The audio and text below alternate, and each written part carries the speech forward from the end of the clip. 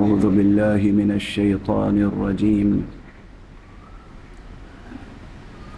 بسم الله الرحمن الرحيم. الحمد لله رب العالمين، والصلاة والسلام على أشرف الخلائق أجمعين، سيدنا وسيد الأولين والآخرين، حبيبنا وحبيب إله العالمين، إمام المرسلين وخاتم النبيين، شفيع المذنبين ورحمة للعالمين، أبي القاسم المصطفى محمد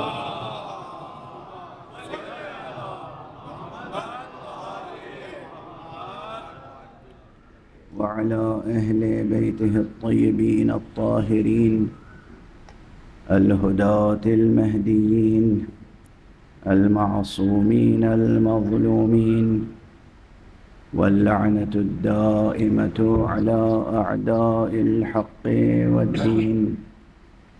أما بعد، فقد قال الله تعالى عز اسمه في محكم كتابه ومتقن خطابه: بسم الله الرحمن الرحيم. شهد الله أنه لا إله إلا هو والملائكة وأولو العلم قائما بالقسط، لا إله إلا هو العزيز الحكيم. صدق الله.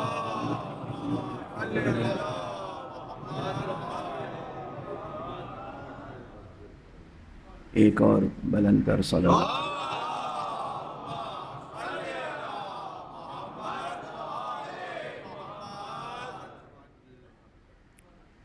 قرآن حکیم کی آیہ مبارکہ شہد اللہ، یعنی سورہ آل عمران کی 18ویں آیت مسلسل آپ حضرات کی خدمت میں تلاوت کر رہا ہوں، اور جو ظاہری ترجمہ ہے اس کا وہ تو تقریباً آپ تمام حضرات کے اذہان عالیہ میں محفوظ ہوگا کہ خدا یہ اعلان فرما رہا ہے کہ وہ خود اپنی وحدانیت پر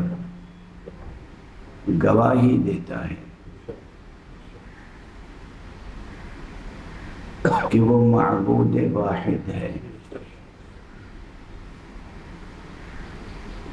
یہ گواہی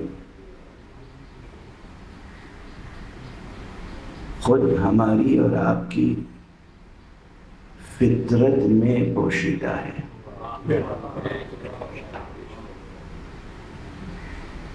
جائزہ لیجیے، غور کیجیے. یہ لفظ غور کسے کہتے ہیں معلوم؟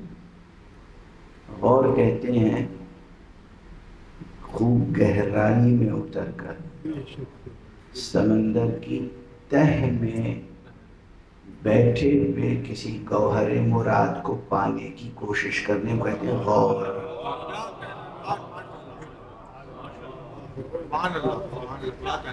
تہ میں اس کے لیکزیکل میننگ، ڈکشنری میننگ جو ہے، لغوی معنی گہرائی میں اترنے کے ہیں. غور عربی سے یہ اردو میں آیا ہے، یہ لفظ نہیں ہے، عربی کا ہے غور کرنا. جیسے استنباط کا لفظ یہ بھی عربی سے آیا ہے اردو میں. استنباط جو لوگ ڈکشنری دیکھ کے معانی کی جستجو کے عادی ہیں، ان کے لیے یہ عرض کر دوں کہ استنباط عربی ڈکشنری میں اگر الف کی کہ الف کے باب میں دیکھیں گے تو یہ لفظ نہیں ملے گا، چونکہ اس کا روٹ ورڈ نون بے طے ہے، ناباپا. ناباپا سے بنا ہے استنباط، تو وہ ناباپا میں ملے گا. اور ناباپا کے معنی ہے زمین میں اتنی گہرائی تک اترنا کہ پانی میسر آ جائے.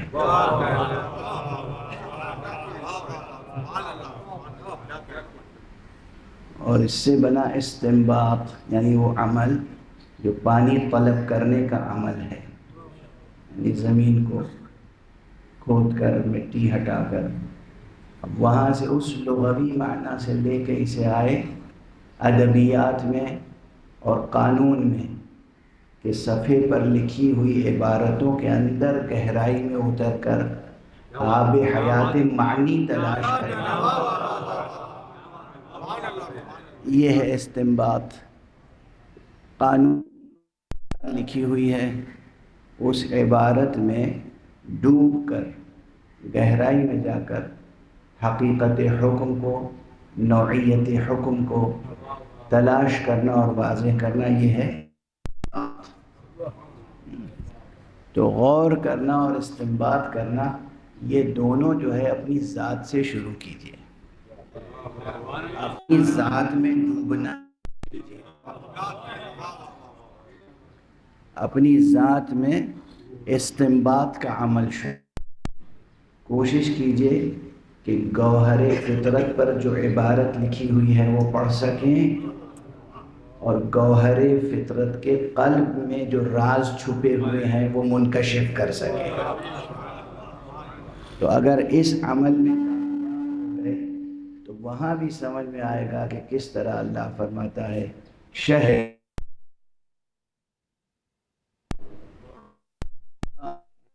دی ہے کہ اس کے علاوہ کوئی معبود برحق نہیں ہے.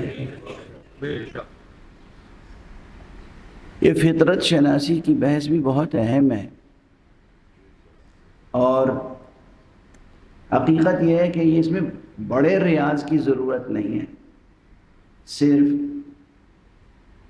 منطقی مغالط اور سیاسی سازشوں سے بچ جائے. اگر انسان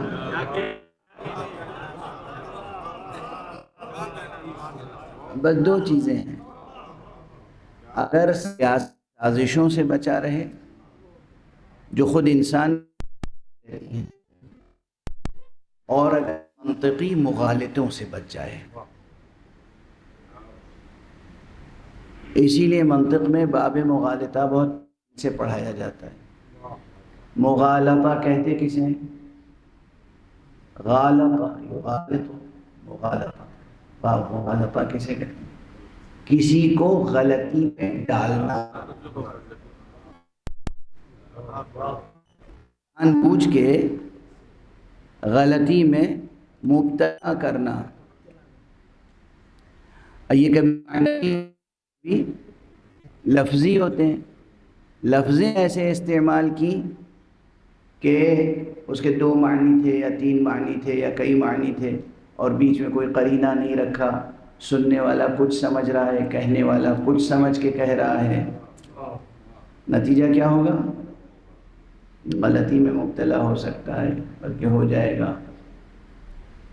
تو کچھ لفظی مغالطے ہوتے ہیں، اور اس کی قسمیں ہیں تفصیل سے لکھی ہوئی ہیں. کچھ معنوی مغالطے ہوتے ہیں کہ مضمون ہی ایسا پیش کیا گیا کہ جس میں انسان میں مبتلا ہو جائے. دشمن غلطی میں مبتلا کرتا ہے. اگر انسان نے منطق اچھی طرح سے نہیں پڑھی تو غلطی میں مبتلا ہو جاتا ہے. تو منطق میں باب مغالطہ اور پورا علم منطق اسی لیے بہت محنت کے ساتھ حوزہ علمیہ میں پڑھایا جاتا ہے کہ کہیں ہم کسی مغالطے میں مبتلا نہ ہو جائیں، یا ہم کوئی بات ایسی نہ کہہ دیں کہ جس میں نادانستہ طور پر مغالطے کا پہلو پیدا ہو جائے، یعنی نہ دوسرے کے مغالطے میں ہم مبتلا ہوں، نہ ہماری بات ہو جائے کہ جس میں واضح ہے. اگر انسان واقعاً فکر اور منطقی مغالطوں سے محفوظ رہ جائے، اور یہ بہت بڑا مقام، حقیقتاً فلسفی وہی ہوتا ہے کہ جو اپنے سے پیشتر گزرے ہوئے حکما اور فلاسفہ کی باتوں میں دانستہ یا دانستہ پائے جانے والے مغالطوں کو دور کر کے حقیقت کو مزید نمایاں کر۔ ایک فلسفی کا یہ بڑا وظیفہ ہوتا ہے، اور پہچان اس کی یہی ہوتی ہے، اس کی شناخت اور اس کی عظمت اس میں پوشیدہ ہے کہ گزشتگان کے یا معاصر افکار میں پائے جانے والے جھول کو، مغالطے کو، خلل کو پہچان لے اور اس کے بعد پھر اس کا علاج کرے۔ صرف فلسفے کی کتابیں پڑھ لینا اور ان کو دہراتے رہنا بغیر سوچے سمجھے ہوئے کسی کے فلسفی ہونے کی پہچان نہیں ہے۔ اور ماشاءاللہ ہمارے معاشرے میں تو کئی بڑے بڑے نام ایسے ہیں کہ جنہوں نے صرف مغرب کی، مشرق کی چند کتابیں دیکھیں، کچھ ان کا بیان کچھ ان کا بیان، اور لپیٹ کے پیش کر دیا آپ کے سامنے، آپ نے انہیں فلسفی تسلیم کر لیا۔ اب نام نہیں لوں گا، حد ادب ہے، جستجو کرنا آپ کا کام ہے۔ ایک صلوات پڑھ دیجئے۔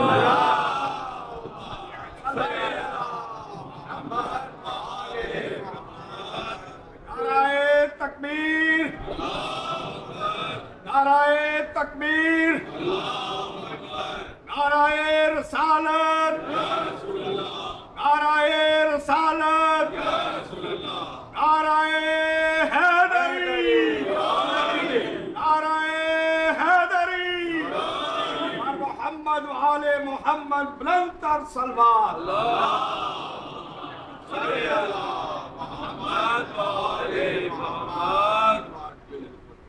تو ایک پہلو تو یہ ہے، یہ ضروری ہوتی ہیں تنبیہات۔ تنبیہات یعنی کسی چیز کی طرف کسی کو متنبہ کرنا۔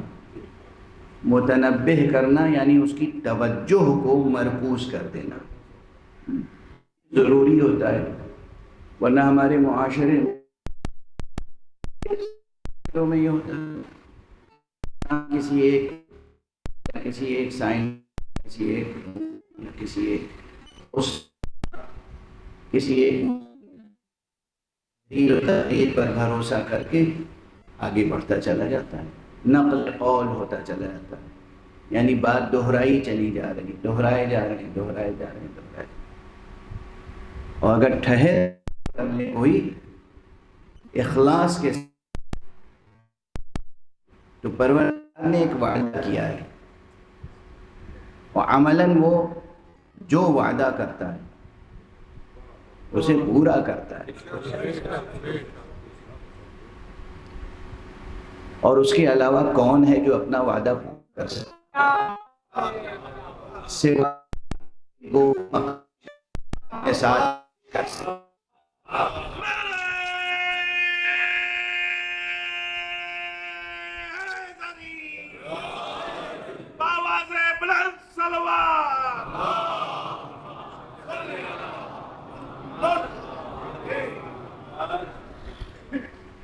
پروردگار نے ایک وعدہ کیا کہ جو میری طرف، اب اسے ہم جیسوں کے لیے جو ان کا ذہن زمانی مکانی حدود و قیود و شرائط میں گرفتار ہے، محبوس ہیں نا ہم اس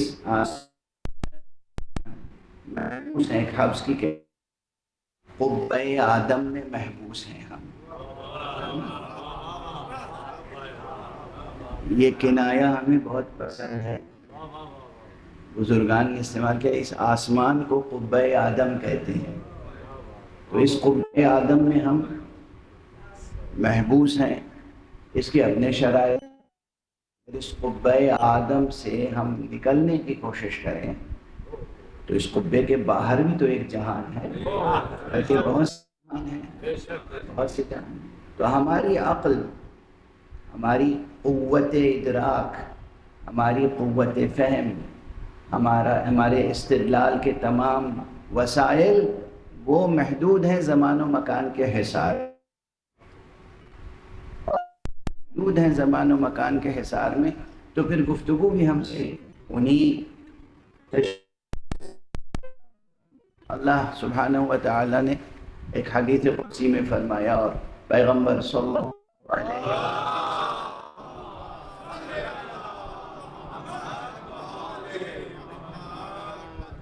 نے اپنی زبان مبارک سے وہ مضمون ہم تک پہنچایا. اس میں کہا گیا کہ اللہ فرماتا ہے جو بندہ، یاد رکھیے گا اور تجربہ کر کے دیکھیے گا، توجہ تو پیدا کیجیے اللہ کی طرف. جو بندہ میری طرف ایک بالشت بڑھتا ہے میں خود اس کی طرف ایک گز بڑھتا. جو بندہ میری طرف ایک انگل بڑھتا ہے میں اس کی طرف ایک بڑھتا ہوں. جو ایک بالش بڑھتا ہے میں ایک گز بڑھتا ہوں. یعنی اپنے لطف بے پناہ کا کیا ہے پروردگار. میں نے اسی لیے شاید مکرر عرض کیا ہے ادھر کہ آپ کو اندازہ نہیں کہ اللہ آپ سے کتنی محبت کرتا ہے. ہمارے گنہگار ہونے کے باوجود، ہمارے خطاکار ہونے کے باوجود، ہمارے جاہل اور غافل ہونے کے باوجود، ہمارے ظلوم و جہول ہونے کے باوجود ہم سے کتنی محبت کرتا ہے کہ ہر ہماری ضرورت کی چیز ہماری طلب سے پہلے موجود ہے.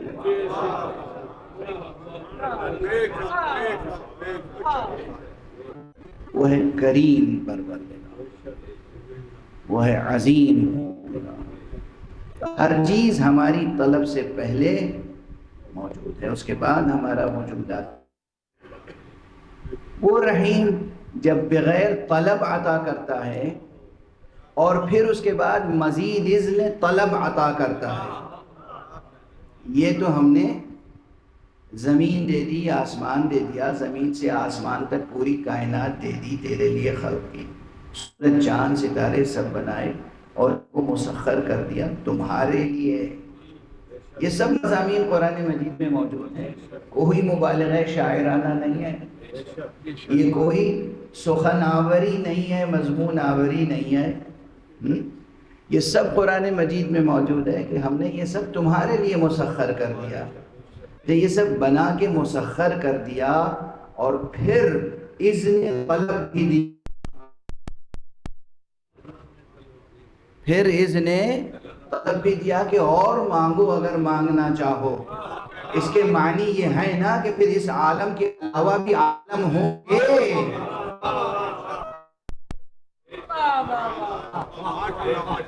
جو لوگ اس زمان و مکان کے ماورا کسی بھی حقیقت کے منکر، اگر وہ رب پر یقین رکھتے ہیں تو کم سے کم انہیں سمجھنا چاہیے کہ یہ پورا عالم، یہ پوری کائنات تو بے طلب عطا کی ہے. اب اگر کریں تو کیا کچھ عطا فرمائے. ایک سوال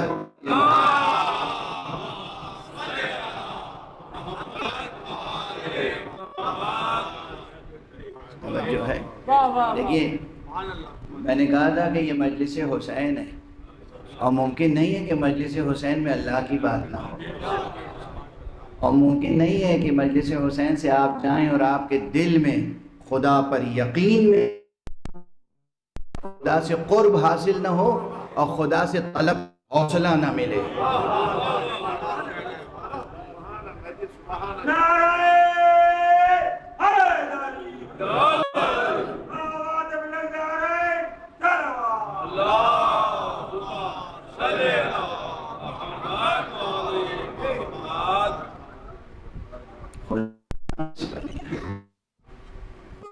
محبت کریں. طلب اگر کوئی کہے طلب دے ہے تو پھر طلب کرنا صرف سنت و مستحب نہیں ہے، واجب ہے. طلب کریں. اور اور کہیں قول ہے کہ دیکھو اور سعی و کوشش سے مل سکتی ہے، مگر آخرت حاصل کرنے کا بس ایک ذریعہ ہے، دعا، عبادت اور دعا. یعنی یہ دنیا ایسی ہے، اس میں کوئی فرعون بننا چاہے بن جاتا ہے. یعنی لوگ اکثر کہتے ہیں کہ اللہ انہیں روکتا کیوں نہیں؟ اللہ ان کے دست قلم کیوں نہیں کرتا؟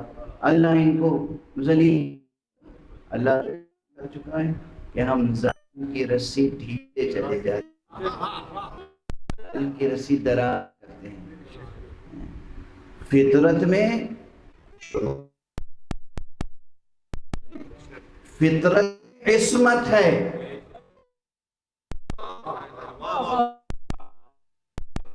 کاش ہمارے جوانوں کو یہ جملہ یاد رہ جائے اس فقیر کا، فطرت میں عصمت ہے، فطرت میں عصمت ہے، فطرت میں عصمت ہے۔ اگر انسان سازشوں کا شکار نہ ہو، مغالطوں میں مبتلا نہ ہو، تو کبھی غلطی میں مبتلا نہیں ہوگا، کبھی گناہ نہیں کرے گا، کبھی کسی بری چیز کو پسند نہیں کرے گا، کیونکہ ہر ایک کے اندر یہ فطرت کہیں نہ کہیں صبح سے شام تک آپ محسوس کرتے ہوں گے۔ اچھی چیز نظر آئی پسند آتی ہے، اچھی بات سنی پسند آتی ہے، بری بات سنی پسند نہیں آتی، برا منظر سامنے آیا اچھا نہیں لگا۔ یہ کیا ہے؟ یہ پہچان ہے کہ فطرت میں عصمت ہے۔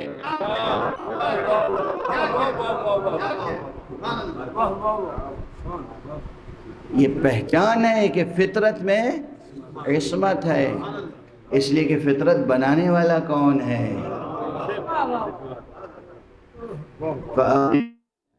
دین حنیفہ کیوں حکم دیا گیا؟ التي فطر الناس عليها لا خلق اللہ، یہ اللہ نے فطرت بنائی ہے۔ اللہ معصوم ہے یا نہیں؟ اللہ علیم ہے، اللہ حکیم ہے، اللہ معصوم ہے، اللہ سے کسی غلطی کا امکان نہیں ہے۔ تو جب غلطی کا امکان نہیں ہے تو جو فطرت بنائے گا وہ فطرت کتنی پاکیزہ ہوگی، فطرت کتنی پاکیزہ ہوگی، کتنی۔ آپ کی فطرت کی بات کر رہا ہوں میں، ہم جو اس دنیائے دنی میں پیدا ہوئے، ہم اپنی بات کر رہے ہیں، وہ جو عالم علوی میں پیدا ہوئے ان کی بات، جنہیں اللہ نے علی بنایا ہو ان کی فطرت کتنی بلند ہوگی۔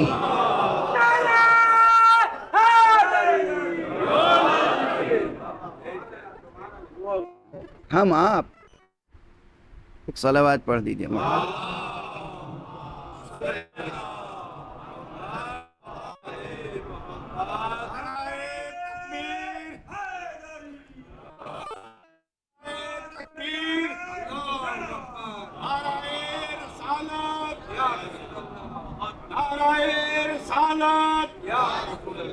نعرہ حیدری، نعرہ حیدری، اور صلوات پڑھ دیں۔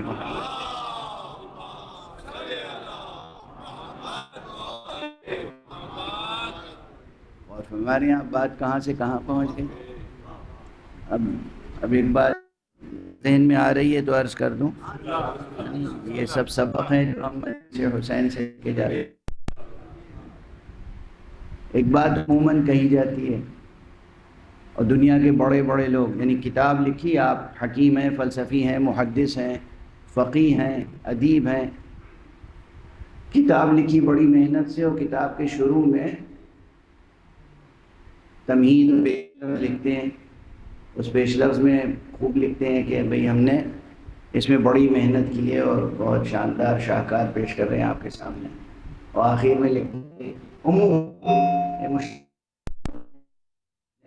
اپنی تحریروں میں پیش کرتا ہے کہ اگر کوئی غلطی نظر آ جائے اس میں تو چشم عفو سے کام لیں گے، معاف فرما دیں گے، اور انسان تو بنا ہی ہے خطا اور نسیان سے، انسان تو خطا اور نسیان کا پتلا ہے۔ الانسان مرکب من الخطأ والنسیان، انسان تو مرکب ہے دو چیزوں سے، خطا سے اور نسیان سے۔ لوگ یہ سمجھتے یہ جملہ یہ فقرہ اتنی بار دہرایا گیا ہے اور لوگ اپنی غلطیوں کو چھپانے کے لیے یہ حرف اعتذار اتنا دہراتے ہیں کہ لوگوں کے ذہن میں راسخ ہو گیا ہے اور وہ سمجھنے لگے کہ واقعاً انسان کی فطرت میں یعنی انسان خطا سے بچ اور سنی ہیں کہاں تک کس مقام تک وہ اس مغالطے میں مبتلا ہیں. تو جب پیغمبر صلی اللہ علیہ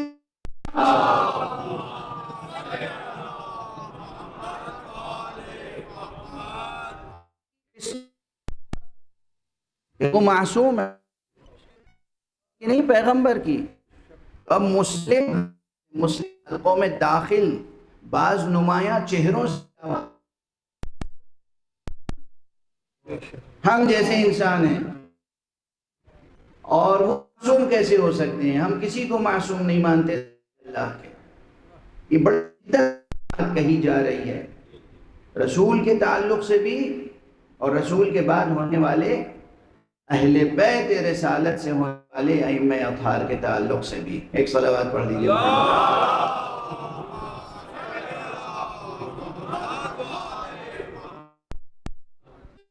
اچھا ان سے گفتگو کیجئے اور ان کے تمام دلائل کا خلاصہ کیجئے تو بات نہیں آتی ہے کہ انسان ہے نا انسان نے کہا اور اس لیے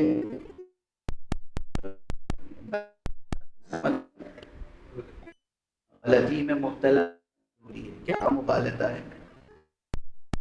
یہ ہے سوچ کی حقیقت انسانیت کو بھی نہیں سمجھے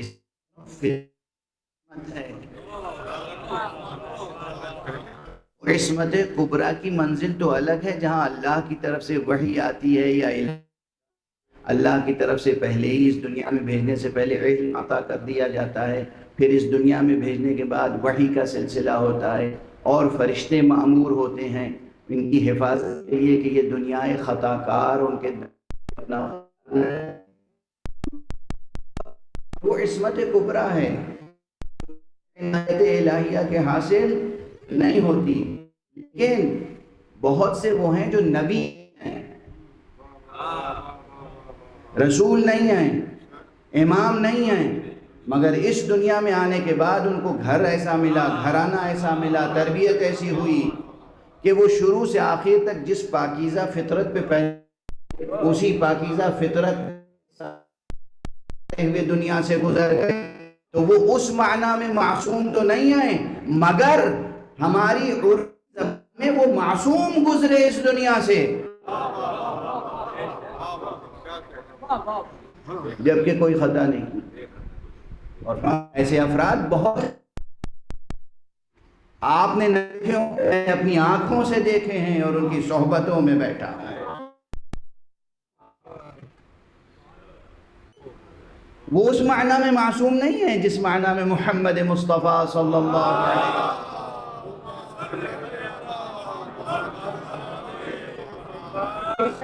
اس معنی میں معصوم نہیں ہے جس معنی میں حضرت امیر المومنین علی ابن ابی طالب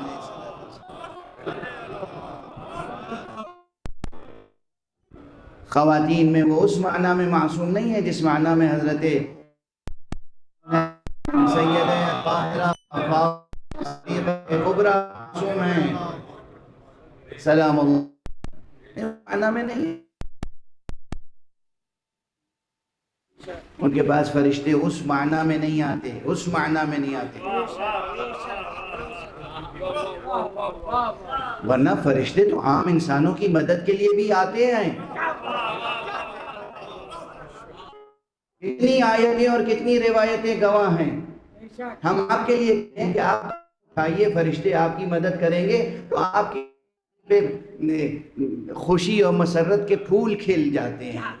اور اگر ہم کہیں کہ فاطمہ زہرا کے گھر میں فرشتے آ مدد کرتے تھے چکی چلاتے تھے بچوں کو کھلاتے تھے تو پھر آپ اس کو غلو کہتے ہیں. اس فکر کو اس فکر خطا کار کو اصلاً فکر نہیں شیطنت کہتے ہیں. بے شک بے شک. جہاں محمد اور آل محمد علیہم الصلاۃ والسلام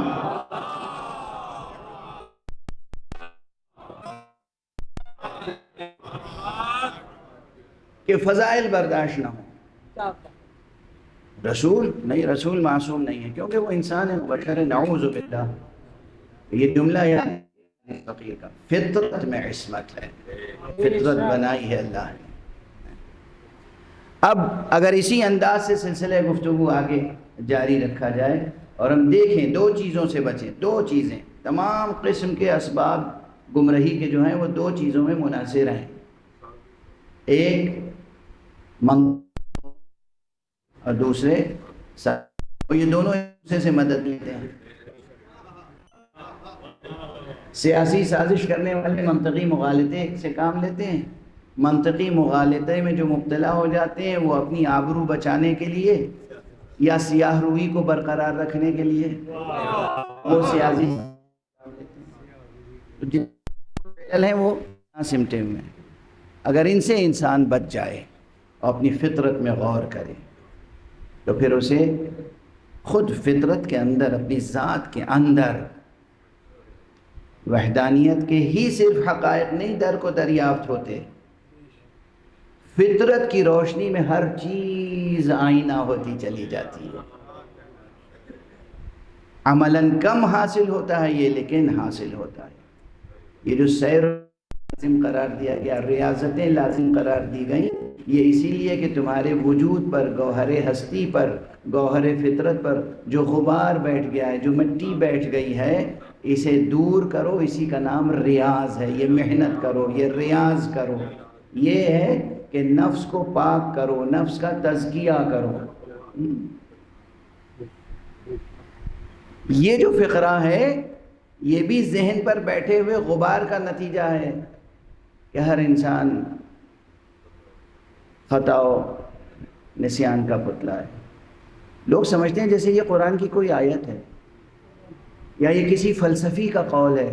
واقعاً ایک ڈاکٹرن ہے، ایک لا ہے، ایک نظریہ ہے اور اسٹیبلشڈ ہے، اب پہ کوئی اعتراض نہیں ہو سکتا.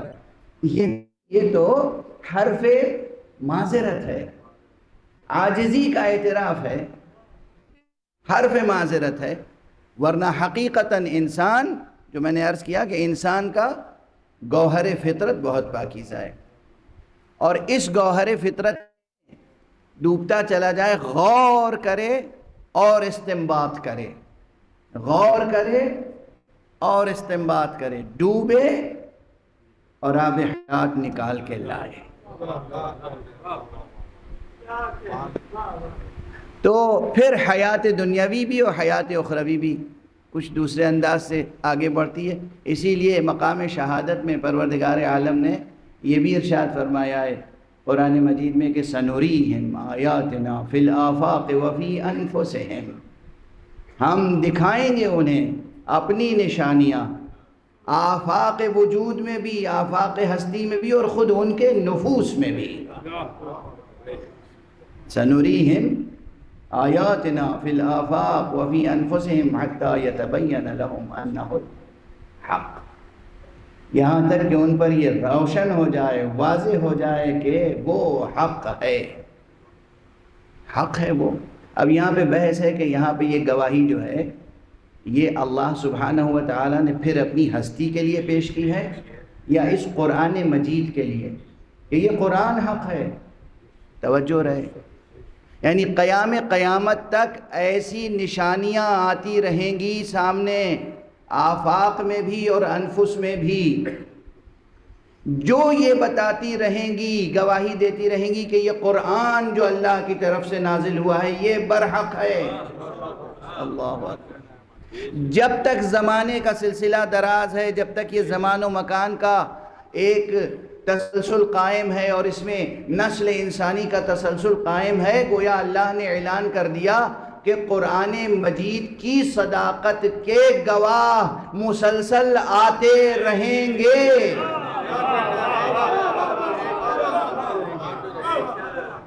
اور یہی ایک سبب ہے کہ ہم کسی عالم کے ترجمے اور تفسیر پر ٹھہر کر یہ نہیں کہہ سکتے قرآن مجید کو سمجھنے کا حق ادا ہو گیا۔ کتنی ہی محنت سے کوئی کرے، بسم اللہ، آپ نے اپنا حق ادا کیا، قرآن کا حق نہیں ادا ہوا۔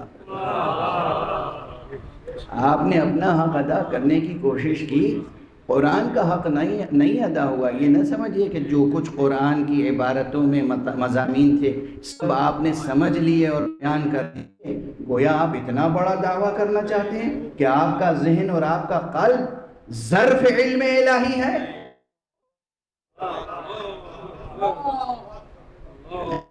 اس مغالطے میں مبتلا نہ ہو جائیے گا۔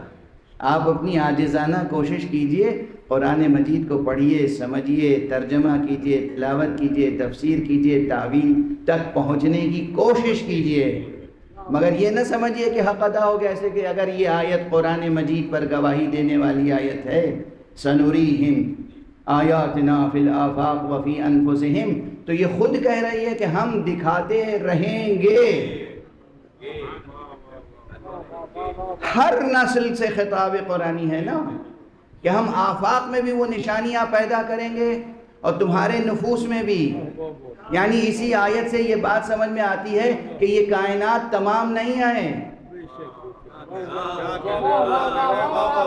یہ کائنات ابھی ناتمام ہے۔ شاید کیا رہی ہے دما دم صدائے کن فیکون۔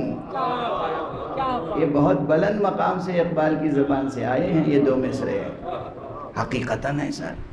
یعنی کہ اللہ تعالیٰ نے یہ بنا دی کائنات اور بس اب بن گئی، اب وہ فراغت حاصل ہو گئی اسے، اور وہ بیٹھا ہوا ہے، اور کسی ذہن کو یہ اجازت ہے کہ وہ طعنہ دے کہ ید اللہ مغلولہ، اللہ کے ہاتھ گئے ہیں، بندھے ہوئے ہیں۔ نہیں، بل ید مبسوطتان، نہیں، اس کے ہاتھ ابھی کھلے ہوئے ہیں۔ اللہ کے ہاتھ کھلے ہوئے ہیں کہ کیا معنی ہے؟ اللہ کے ہاتھ کھلے ہوئے ہیں کہ کیا معنی ہے؟ یعنی اس کا ہاتھ مسلسل، یعنی وہ مسلسل ابھی تخلیق کا کارخانہ چل رہا ہے، قائم ہے۔ تو نہ سائنس رکنے والا ہے، نہ فلسفہ رکنے والا ہے، نہ حیات انسانی کا، نہ کائناتی کا۔ یہ سلسلہ جاری ہے، اور جب تک جاری ہے نئی دلیلیں، نئی حجتیں ہمارے سامنے آتی رہیں گی۔ یہ حجتیں خارج سے، آسمان سے آئیں گی، آفاق ارض و سما سے آئیں گی، اور خود ہمارے نفوس سے، ہماری ذات کے اندر سے آئیں گی۔ یہ کہنے کا مطلب یہ ہے کہ جو انسان گزر چکے ان سے بالکل ایک جیسے نہیں ہوں گے۔ ذرا اس آیت میں سوچ رہے ہیں آپ، اگر کسی انسان کے نفس میں کوئی آیت پیدا ہو گئی تو وہ نبی نہیں ہو جائے گا، رسول نہیں ہو جائے گا، وہ وصی رسول نہیں ہو جائے گا، لیکن وہ عام انسانوں کے درمیان ایک ممتاز بشر ضرور ہوگا۔ اس حقارت کی نگاہ سے نہ دیکھیے، ڈھونڈتے رہیے، تلاش کرتے رہیے، جستجو کرتے رہیے کہ انسان کہیں ایسا نہ ہو اس انسان کی کوئی آیت الہی چھپی، کہیں اس انسان کی ذات میں کوئی آیت الہی چھپی ہوئی، کہیں اس انسان کی ذات میں آیت الہی چھپی ہوئی۔ سمجھ رہے ہیں آپ؟ انسان کی عظمت، انسان کی حرمت کہ اسرار میں سے ایک سر یہ ہے کہ اللہ نے وعدہ کر رکھا ہے کہ ہم ان کی ذات میں، ان کے نفوس میں ایک طرف دوسروں دیکھیں تو حقارت سے نہ دیکھیں، عبرت کی نگاہ سے دیں، نگاہ سے دیں، حرمت اور عبرت، احترام دیں اور عبرت حاصل کریں کہ اس شخص کی زندگی میں کوئی نشانی تو نہیں ہے اللہ کی۔ اور اپنے نفس کا لحاظ ہر وقت اس طرح کریں کہ دیکھتے رہیں اللہ آپ کی طلب پر آپ کی ذات میں کوئی نشانی تو نہیں پیدا کر رہا ہے۔ یہ آیت ایسی اخلاقی تربیت بھی پھر کرے گی کہ آپ کبھی ڈپریشن میں مبتلا نہیں ہوں گے، اپنی ذات سے بھی امید وابستہ رہے گی، کبھی انسانیت سے بیزار نہیں ہوں گے، ہر انسان سے امید وابستہ رہے گی۔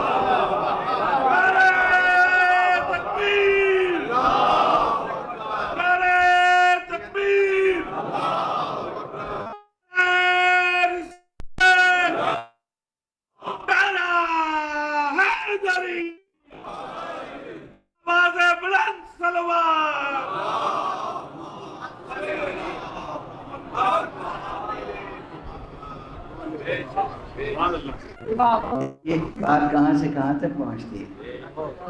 کہاں تک؟ یہ اللہ کی گواہیوں کے ساتھ ساتھ گفتگو ہو رہی ہے، لیکن کہاں تک پہنچی کہ آپ کو اپنی ذات پر کیسا ایک اعتماد حاصل ہوا اور آپ کو اپنی ذات کے تعلق سے ایک امید پیدا ہوئی۔ ہمیں اپنی ذات کی حفاظت کرنی ہے، ہمیں اپنی ذات کا مطالعہ کرنا ہے، ہمیں اپنی ذات سے امید رکھنی ہے کہ نہ جانے کب کس وقت وہ یہ آیت الہی پیدا ہو جائے۔ توجہ ہے جوانان عزیز، بزرگان محترم، کوئی عمر کے کسی بھی درجے میں ہو لیکن وہ اپنی ذات سے مایوس نہ ہو۔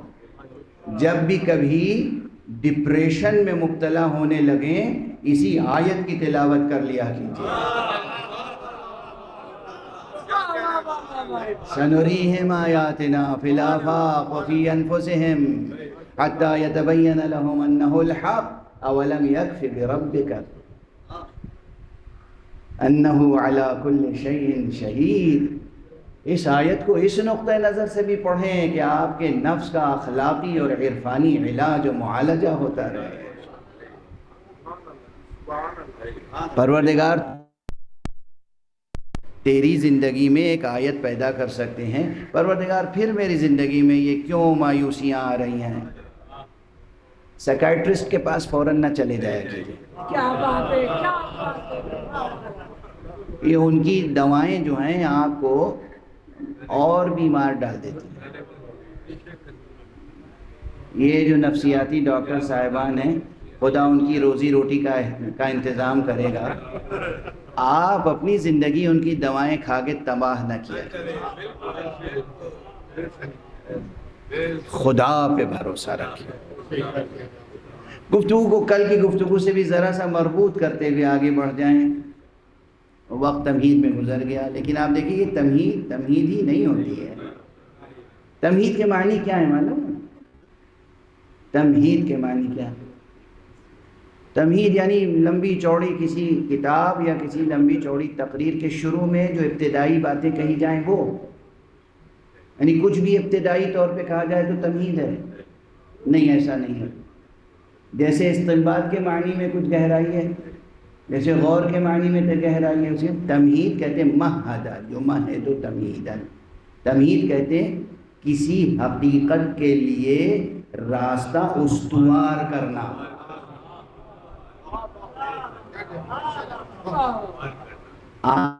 مولود کے لیے جیسے ماں اپنی آغوش کو کشادہ کرتی، اسی طرح اپنے ذہن اور قلب کو کشادہ کرنا آنے والے معنی کے حقائق کے لیے۔ تو یہ تمہیدیں ضروری، تمہید یعنی ذہن کو کشادہ کرنے کی کوشش، تمہید یعنی قلب کو کشادہ کرنے کی کوشش، تمہید یعنی علمی مطالب کو حاصل کرنے کی راہوں کو کھولنا نہیں ہے کہ بھئی تمہید ہی بہت ہو گئی، بات نتیجے تک نہیں پہنچی۔ تمہید ایسی ہو کہ نتیجہ حاصل ہو جائے۔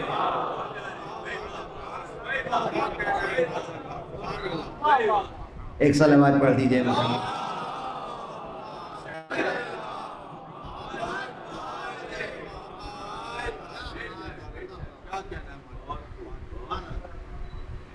اب اگر کوئی کتاب لکھے اور اس کی تمہید ہی پڑھ کے ہم لوگ کتاب کو سمجھتے ہیں کہ اب اسے پڑھنا ہے یا نہیں، تمہید کے الفاظ دیکھے اور اس میں سمجھ میں آ جاتا ہے کہ کیا ہے۔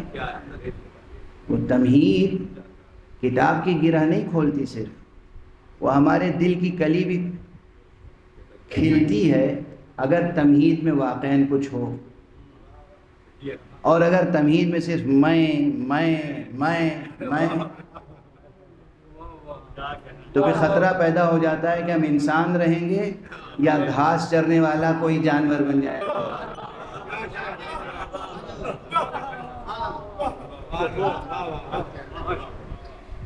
اب دیکھیے، کل گفتگو ایک ایسی آیت کے تعلق سے ہو رہی تھی، پہنچ گئی تھی اس مقام پر جہاں حق سبحانہ و تعالی نے تمام انبیاء سے، ہمارے نبی خطیب قرآن خاتم النبیین صلی اللہ علیہ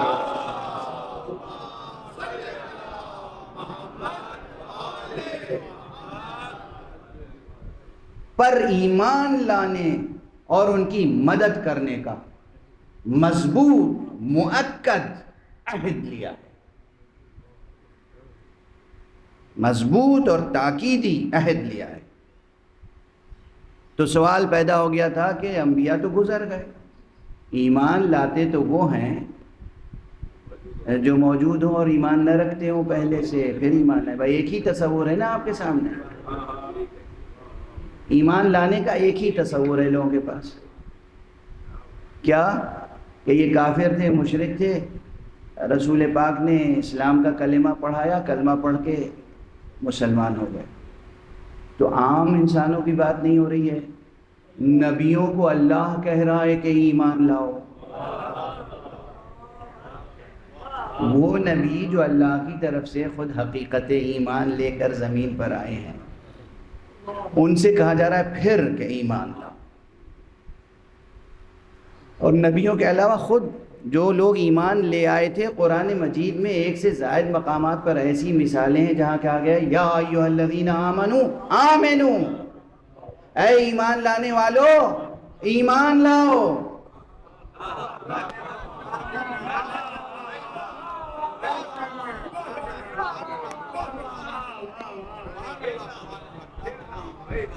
اسی لیے آپ کی ذہانتوں پہ میرا اعتماد بڑھتا چلا جاتا ہے۔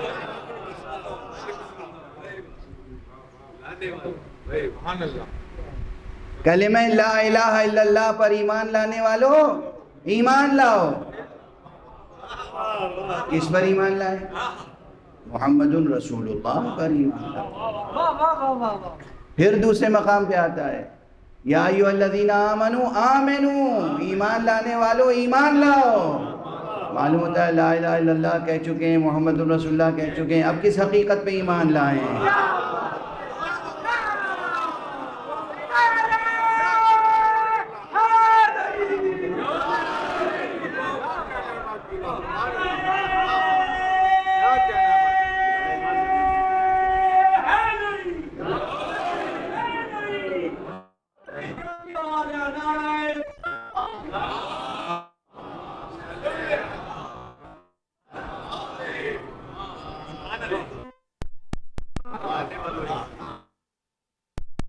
قرآن ہے اور یہ سفر ہدایت، قرآن ہے اور یہ سفر ہدایت ہے۔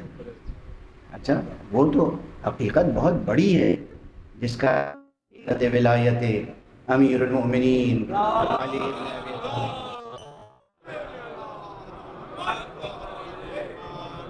وہ حقیقت تو بہت بڑی ہے۔ یہ آیتیں زندہ آیتیں ہیں۔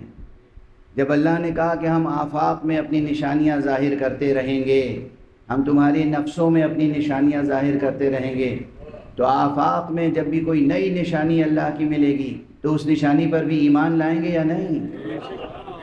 تو پھر اس آیت کا مضمون زندہ ہو جائے گا یا ایھا الذین آمنوا۔ اپنے نفس میں کوئی بات پیدا ہوئی، کوئی آیت، کوئی نشانی اللہ کی ظاہر ہوئی، تو پھر آیت کہے گی یا ایھا الذین آمنوا آمنو۔ اپنے نفس میں کوئی اللہ کی نشانی پیدا ہو جائے تو ایمان لاؤ گے، نفس رسول پر ایمان کیوں نہیں لاؤ گے؟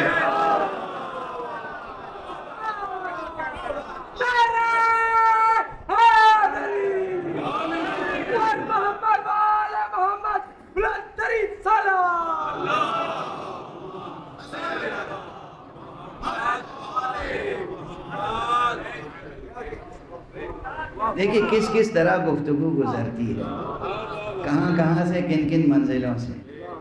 یہ گفتگو ایک وحدت ہے، ایک وحدت۔ الفاظ کی کثرت میں معنی کی وحدت تلاش کیا کیجیے، الفاظ کی کثرت میں معنی کی وحدت تلاش کیا کیجیے۔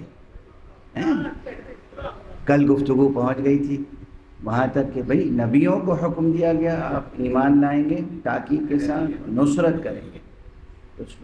اس کے ایک معنی تو یہ بیان کر دیا گیا کہ ہر نبی سے گویا یہ عہد دیا گیا کہ آپ اپنی امتوں کو بتائیں گے کہ جب نیا نبی آئے، آخری نبی آئے تو اس پہ ایمان لانا اور اس کی مدد و نصرت کرنا، لیکن خطاب لفظاً جو خطاب نبی سے ہے تو یہ ترجمہ قہری طور پر ہم اپنی کوتاہی عقل کی بنا پر کر رہے ہیں کہ اس میں ان امتوں کی قید لگا دی۔ بے شک امتیں شامل ہیں، لیکن شامل حکم تو نبی بھی ہیں۔ تو جب ہر نبی سے کہا گیا کہ آپ ایمان لائیں گے اور نصرت کریں گے تو ذہن رک جاتا ہے، یہ ممکن کیسے ہوگا؟ بس یہیں سے حکیمانہ و فلسفیانہ بحثیں ناگزیر ہو جاتی ہیں۔ ناگزیر، چارہ نہیں ہے کہ ہم سوچیں کیسے ایمان لائیں گے، کیسے مدد کریں گے۔ خواب میں ایمان لائیں گے، خواب میں مدد کریں گے، وہیں عالم برزخ میں ایمان لائیں گے، وہاں مدد کریں گے۔ یا نبی ہیں، اس دنیا سے نکلے تو ان کا ٹھکانہ تو بس جنت ہے، تو جنت میں ہیں وہاں ایمان لائیں گے، وہاں سے نصرت کریں گے، یا کچھ اور ہی حقیقت ہے؟ پیچیدہ سوالات ہیں نا۔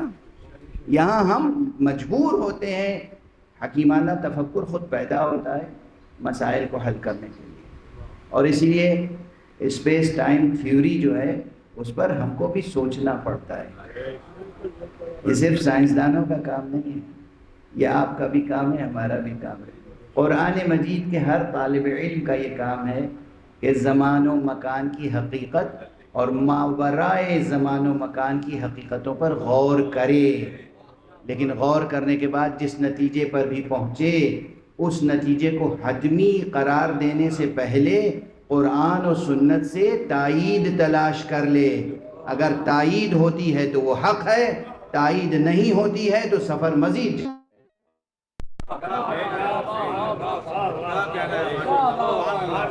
آواز بلند صلوات۔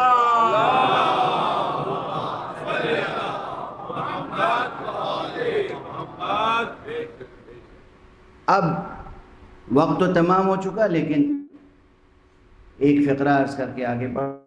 کل اسی ضمن میں معراج کا واقعہ بطور استشہاد پیش کیا ہے کہ معراج میں حضور گئے۔ اب بحث یہیں پہ ہوتی ہے، سنگین ہو گئی گفتگو آج، کچھ خالص فکری انداز سے آگے بڑھتی گئی، تو آپ کی تواضع خاطر کے لیے اپنا ایک پرانا جملہ دہرا دوں۔ اسی ممبر سے کہا تھا کہ جو لوگ یہ سمجھتے ہیں کہ معراج جسمانی نہیں صرف روحانی تھی، اب یہ بہت مشہور ہو چکا ہے جملہ، مگر میرا جملہ ہے تو مجھے دہرانے کا حق ہے۔ دوسرے میرا جملہ دہرائیں تو دہرائیں، لیکن مجھے تو حق بہرحال حاصل رہے گا۔ تو ایک لطیف سا جملہ میں نے عرض کیا تھا کہ جو لوگ سمجھتے ہیں روحانی معراج ہوئی تھی، جسمانی نہیں ہوئی تھی، تو جیسا مغالطہ انہوں نے پیدا کیا ہے ویسے ہی مغالطہ آمیز میں ایک بیان ان کے مقابلے میں پیش کر رہا ہوں نقص کے لیے۔ میں خود کہہ رہا ہوں بدن اور روح، جسم اور روح کی جدائی کا نام موت ہے، معراج نہیں ہے۔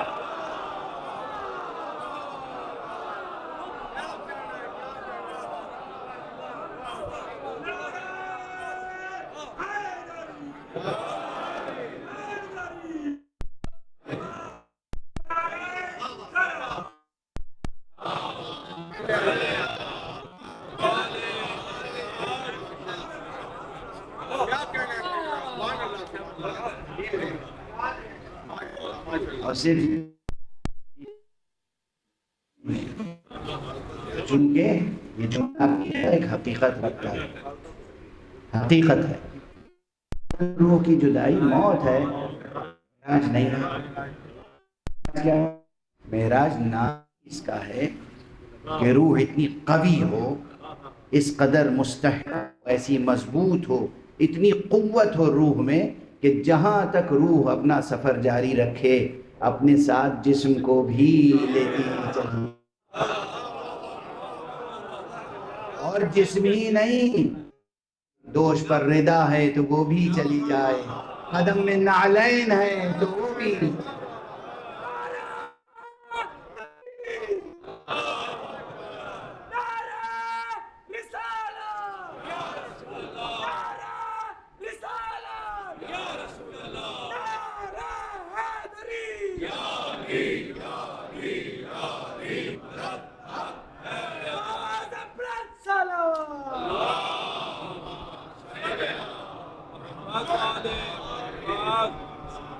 آپ کی ظاہری سائنسی جو تمام معذوریاں ہیں کی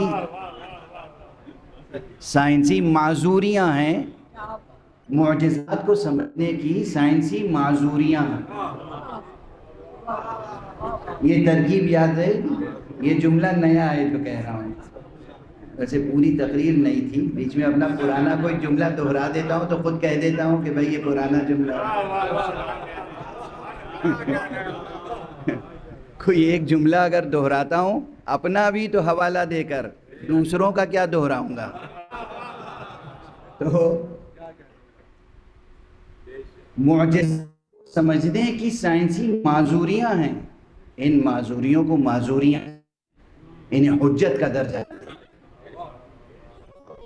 انہیں حجت کا درجہ نہ، یہ معذوری ہے، حجت نہیں ہے. یہ زمین آسمان، اس میں کیا کیا آیات الہیہ ہیں، من جملہ ان کے خود معراج ایک ایسی آیت ہے کہ جس میں اللہ سبحانہ و تعالیٰ نے فرمایا ہے سبحان الذی اسریٰ بعبدہ. کیا کہنا اس پروردگار کا جو اپنے بندے کو راتوں رات لے. اب یہ بھی میرا کوئی 20-22 برس پرانا ایک مطالعہ ہے جسے میں نے لکھا ہے. وہ ایسی ہوتی ہے جلدی سے نسلیں سمجھ نہیں پاتی اور دھیرے دھیرے سمجھتی چلی جاتی ہیں انشاءاللہ. امام فخر الدین رازی نے بہت بڑی تفسیر لکھی ہے، میں تفسیر لکھی ہے قرآن مجید کی. اس میں انہوں نے یہ نقطہ اس آیت کے ذریعے لکھا ہے کہ معراج کہ اس میں لفظ عبد آیا ہے. سنریہم آیاتنا فی الآفاق وفی انفسہم سبحان الذی اسریٰ بعبدہ، سبحان الذی اسریٰ بعبدہ. ایک لفظی دلیل دی ہے. دلیل کون سی چاہیے؟ دلیل تو چاہیے عقلی، دلیل تو چاہیے کونی، دلیل چاہیے کونیاتی، لیکن دلیل ہے بہرحال لفظی جو ایک تکوینی حقیقت کی طرف اشارہ کر رہی ہے. لفظی دلیل ہے مگر اشارہ کر رہی ہے تکوینی حقیقت کی طرف کہ عبد کا لفظ، عبد کا کلمہ دلالت کرتا ہے کس پر؟ روح و جسم کے مجموعے پر، خالص مجرد روح پر دلالت نہیں کرتا. اب یہیں پہ بہت گفتگو ہے کہ یہ دلیل درست ہے یا نہیں ہے، مگر انہوں نے ایک دلیل تو دی. اس فقیر نے اسی آیت کی روشنی میں 14 دلیلیں قائم کی ہیں. 14 دلیلیں قائم کی ہیں اس آیت سے. سبحان الذی اسریٰ بعبدہ لیلا من المسجد الحرام الى المسجد الاقصى الذی بارکنا حولہ لنریہ من آیاتنا. یہ جو آیت ہے انہ هو السمیع البصیر، یہ پوری آیت، اس میں ایک نہیں 14 دلیلیں موجود ہیں لفظی و عقلی جو اس پر انسانی ذہن اور دل کو مطمئن کرتی ہیں کہ معراج پیغمبر کی پورے وجود پیغمبر کے ساتھ تھی. اس معنی میں صرف روحانی معراج نہیں تھی جس معنی میں بعض حضرات کہتے ہیں، اور نہ اس معنی میں کہ یہ خواب کوئی واقعی حقیقی خارج میں سفر نہ تھا، اس لیے کہ خواب کو تو کوئی بھی معراج نہیں سمجھتا بھائی.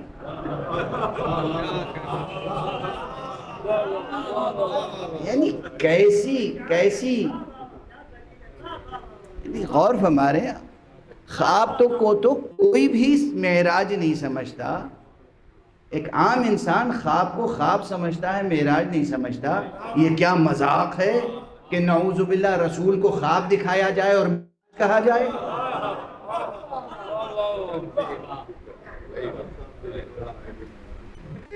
بہرحال اب جو کچھ کہہ چکا ہوں اسے مزید نہیں دہراؤں گا، اس ضمن میں پہلے عرض کر چکا ہوں۔ بچوں کے خواب دیکھنے کی مثال دی تھی میں نے کہ بچے کبھی کبھی ایسا خواب دیکھ لیتے ہیں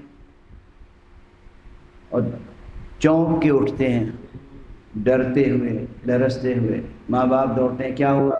چیخ رہے تھے، کیوں رو؟ خواب دیکھا تھا۔ کیا خواب دیکھا تھا؟ خواب دیکھا کوئی آیا، اس نے میرا ہاتھ پکڑا اور کھینچتا ہوا لے چلا اور زمین میرے پاؤں کے نیچے سے نکل گئی اور میں اڑتا چلا گیا اور بہت بلندی تک اڑتا گیا، اور پھر اس نے جا کے میرا ہاتھ چھوڑ دیا اور مجھے وحشت ہوئی اور مجھے ڈر لگا اور میں نے خوف ہوا کہ گر جاؤں گا، اور بہرحال میں نے یہ دیکھا اور وہ دیکھا۔ تو کوئی نہیں کہتا کہ بیٹے مبارک ہو تم صاحب معراج ہو گئے۔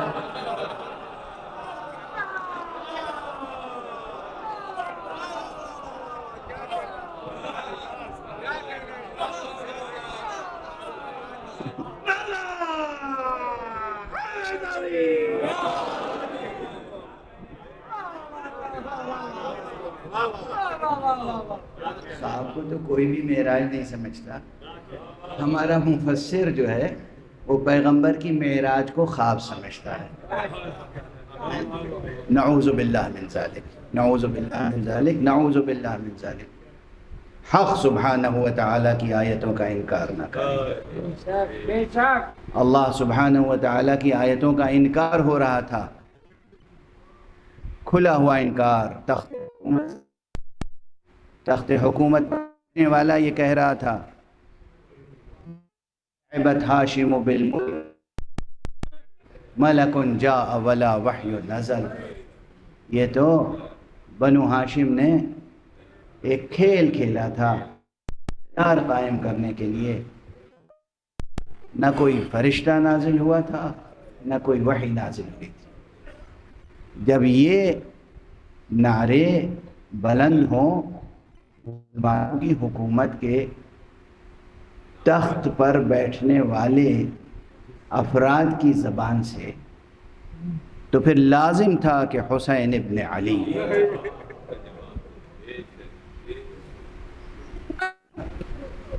اٹھیں اور ناموس وحی کو میں یہ جو بھی قربانیاں ہیں وہ پیش کریں، اور انہوں نے پیش کی۔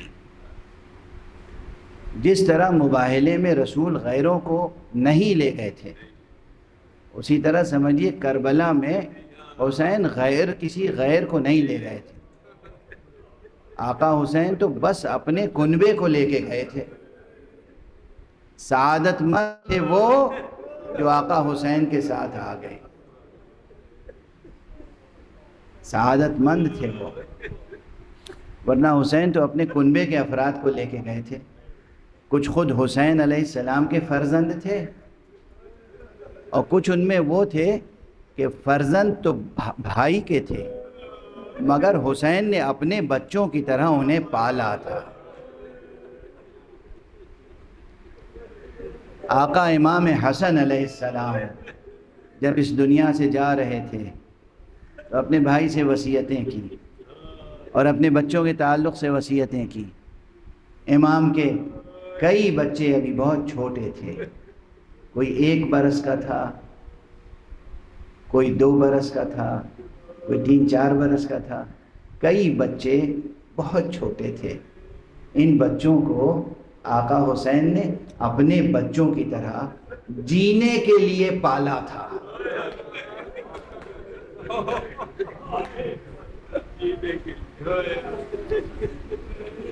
اور کربلا وہ مرحلہ تھا جہاں جینے کے لیے جنہیں پالا تھا انہیں مرنے کی اجازت دینا پڑ رہی تھی۔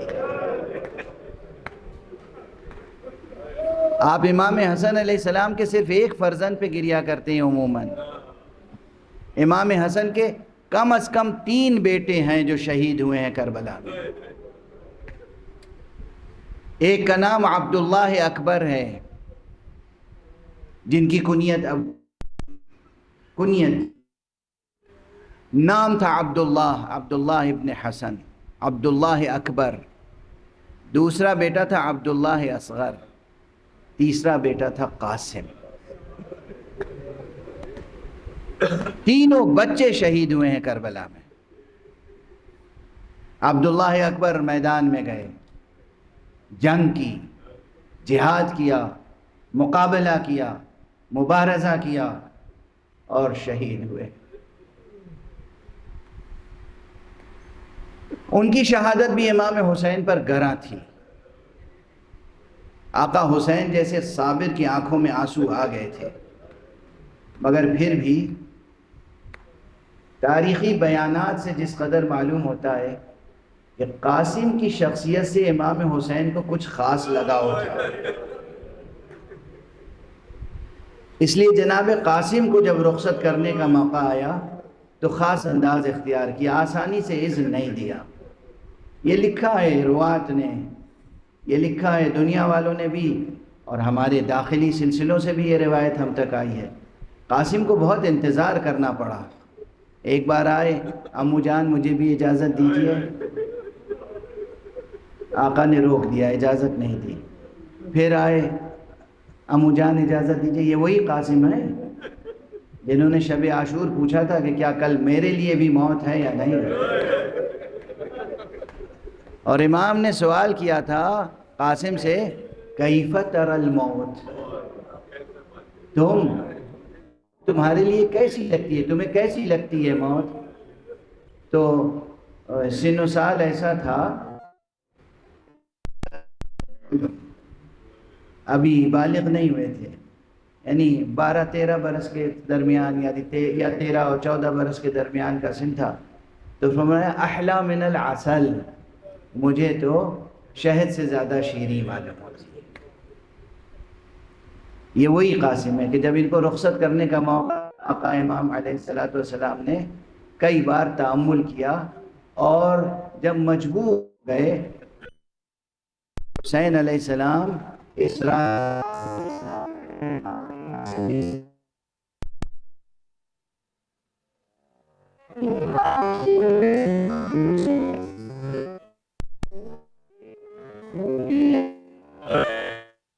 غش کھا کے زمین پر گر پڑے۔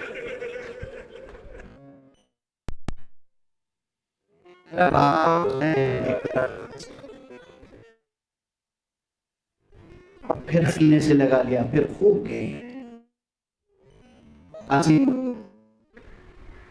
قاسم میدان میں ہے، جی چاہتا ہے کہ آج دونوں شہزادوں کی شہادت کی طرف اشارہ کر رہا ہوں، کیونکہ وقت ہی کیا ہے، محرم کا انتظار کر رہے تھے کہ محرم آئے گا تو ہم آقا پر گریہ کریں گے۔ محرم آیا اور دیکھیے گزرا چاہتا ہے، اب بس 2 دن رہ گئے، تیسرا دن آج کے بعد عاشور کا ہے، تو سن لیجئے دونوں شہادت۔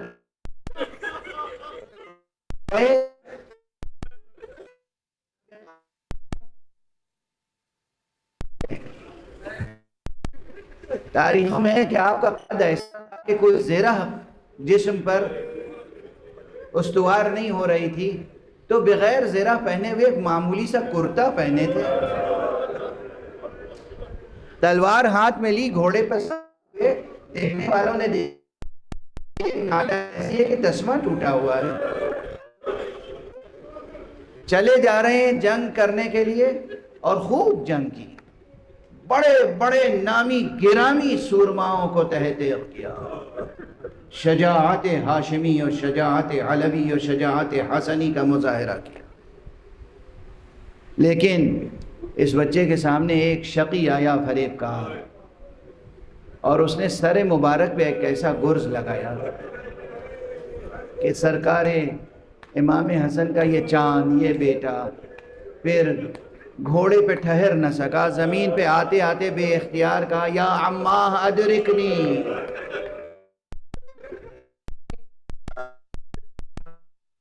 ارے بیٹا، لا علیکہ من السلام، یا ابن رسول اللہ علیک منی السلام، آپ پر منہ سے نکلا چچا جان مدد کو آئیے۔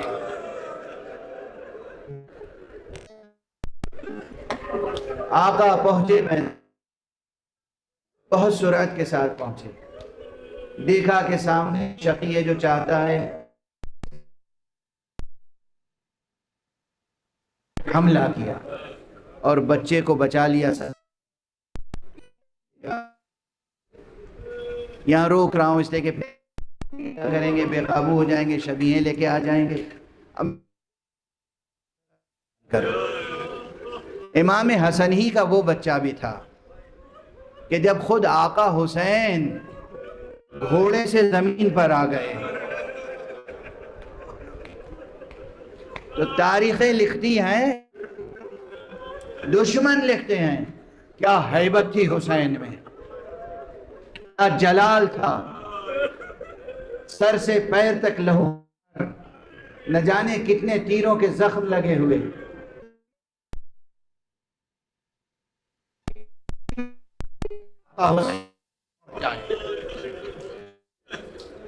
ایک ہیبت تھی، لیکن ادھر عمر ابن سعد بار بار اپنے سپاہیوں کو للکار رہا تھا کہ دیکھو اب اس شخص میں کوئی ہمت و طاقت نہیں رہ گئی ہے، جاؤ سر قلم کرو اور معرکہ کربلا کا خاتمہ کرو۔ ایک شقی آگے بڑھا، ادھر در خیمہ سے ایک بچہ دیکھ رہا تھا،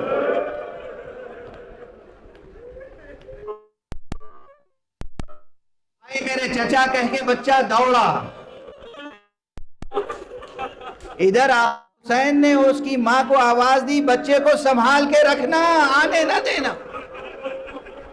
ماں نے بچے کو پکڑنے کی کوشش کی 11 برس، لیکن بچے نے جوش میں ماں کے ہاتھ سے اپنا ہاتھ چھڑایا، دوڑ کے آ کے اپنے چچا کے سینے سے لپٹ گئے۔ اس کے بعد پھر اٹھا، اس نے دیکھا کہ شقی تلوار لیے ہوئے چاہتا ہے کہ آقا حسین کے سر پہ تلوار لگائے، اس نے ننھے ننھے ہاتھ اپنے چچا کے سر پہ رکھے، اس نے تلوار لگائی تو بچے کی انگلیاں اور ہاتھ کٹ کے رہ گئے۔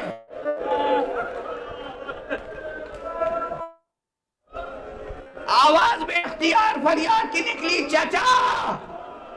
امام نے سینے سے لگایا، دشمن نے امام کی آغوش میں تیر سے اس بچے کو شہید کر دیا۔ عبداللہ اکبر امام حسن کا بیٹا، ادھر آقا حسن کے اس فرزند کی جس کا نام قاسم ہے، جو کیفیت کی آپ سب جانتے ہیں، ایک لفظ آپ کے ذہنوں میں پھر بھی تاثیر منتظر رہتے ہیں کہ کہا جائے، اور کبھی کمی نہیں آتی، اور کہا بھی جاتا ہے اس لیے کہ ہمیں ذکر مصائب کرنے کا ثواب عطا فرمائے، آپ کو اور ہمیں گریہ اور عزاداری کا ثواب عطا فرمائے۔ اپنے سامنے اس کے سر کو قلم ہونے سے تو بچا لیا، لیکن جو فوج میں جنگ ہوئی تو ادھر کے گھوڑے ادھر، ادھر کے گھوڑے ادھر، بچہ ایڑیاں رگڑتا رہا اور گھوڑوں کی ٹانگوں سے پامال ہوتا رہا۔ اجرکم علی اللہ، بیان تمام ہوا۔ اس کے بعد جو آقا حسین، یہاں ذرا روایت کے الفاظ دیکھیے گا، دو طرح سے بیان کیا ہے بیان کرنے والوں نے، ہو سکتا ہے دونوں بیان درست ہوں۔ پہلے آقا نے اسے اٹھایا ہو، سر سینے سے لگایا، اٹھانے کی کوشش کی، دیکھا وہ بچہ جس کے قدم رکاب تک نہیں پہنچتے تھے، گھوڑوں کی ٹاپوں سے پامال ہو کے جسم اتنا دراز ہو گیا ہے کہ سر کو سر سے ملایا، شانے پہ رکھا، پھر بھی اس کے پاؤں زمین پہ کھسکتے جاتے۔ اب حسین کرتے کہیں ایسا نہ ہو ٹکڑے ٹکڑے ہو جائے، اپنی ردا اتاری، اس بچے کو رکھا، دیکھا روح بدن سے جدا ہو چکی ہے، اور اب خیمہ گاہ میں میں گویا ایک گٹھری سی لے کر آ رہے ہیں. یا حسین، کیا کیا مصیبتیں یہاں پر پڑی ہیں. خیام میں برپا ہوا شور، واہ حسنا واہ قاسمہ واہ محمدہ واہ حسینہ.